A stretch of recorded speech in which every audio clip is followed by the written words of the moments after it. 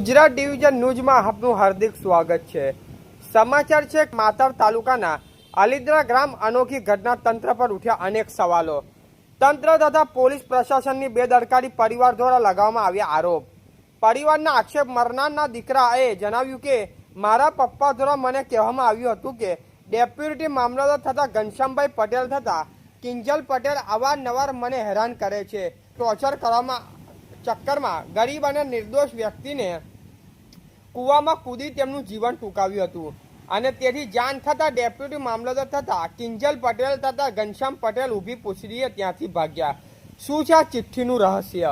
પરિવારજનોની માંગ કાર્યો પર કડકમાં કડક કાર્યવાહી કરવામાં આવે અને પરિવારને ન્યાય મળે તેવી માંગ। જો ન્યાય નહીં મળે તો આગામી દિવસોમાં પરિવાર દ્વારા આત્મવિલોપનની ચીમકી।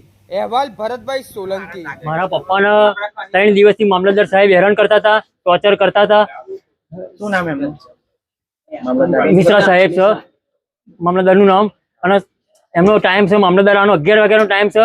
અહીં અલીન્દ્રા ગામમાં 9 વાગ્યાને આવીને બેસી જતા હતા અને હોજે 6 વાગ્યા ફરી પણ આવીને બેસી જતા હતા।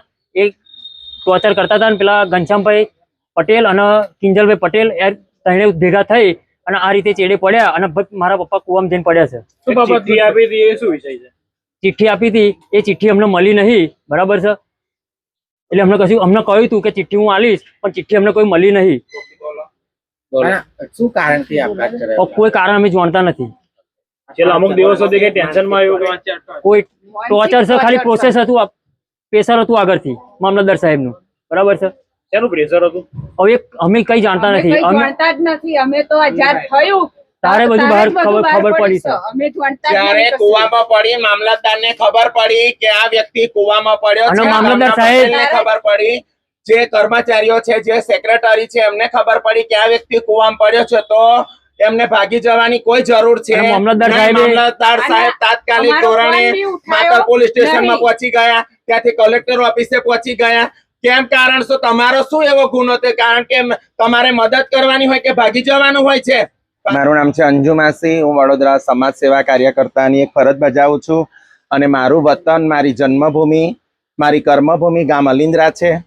ગઈકાલે જે મારા ભાઈને પ્રેશર આપવામાં આવ્યું છે, મારો સગો ભાઈ છે, મારાથી મોટા છે 4 વર્ષ 5 વર્ષ, અને અમને બરોડામાં ખબર પડી કે તમારા ભાઈએ આવું કર્યું છે, પણ અહીંયા અમે આવીને તપાસ કરી, ખૂબ ઊંડાણ તપાસ કરી, ત્યારે અમને ખબર પડી કે મામલતદાર સાહેબ કેટલા દિવસથી અમને ટોર્ચર કરતા હતા અને બીજા 2 સભ્ય જે ઘનશ્યામભાઈ પટેલ છે અને એક બીજા છોકરા એક કિંજલ પટેલ સેક્રેટરી, આ બંને એમની પાછળ દોડ્યા અને શું કહેવાય તલાટી સાહેબ દોડ્યા પાછળ, મામલતદાર સાહેબ સોરી, એટલે પછી તરત જ એવો જઈને સીધો કૂવામાં પડ્યો છે। પણ કાલે તંત્રની 2 ગોળ દરકારી, કોઈ સંતોષપૂર્વક જવાબ ના મળ્યો અમને।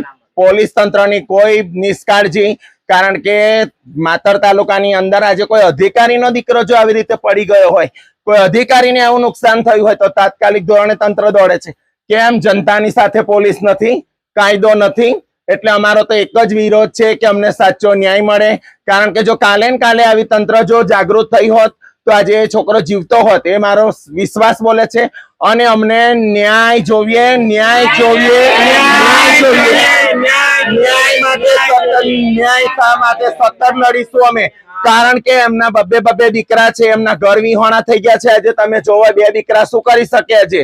આટલું બધું પ્રેશર કોઈ અધિકારીને એવી એ નથી કે એવી ઓથોરિટી નથી આલી કે આટલું બધું આમ જનતાને આટલું પ્રેશર કરીને જનતાને આપઘાત કરવાનો વારો આવે, એવી કઈ ગવર્મેન્ટે ઓથોરિટી આપી છે? અમારી ચેનલને લાઈક, શેર અને સબસ્ક્રાઇબ કરવાનો ના ભૂલશો। ધન્યવાદ।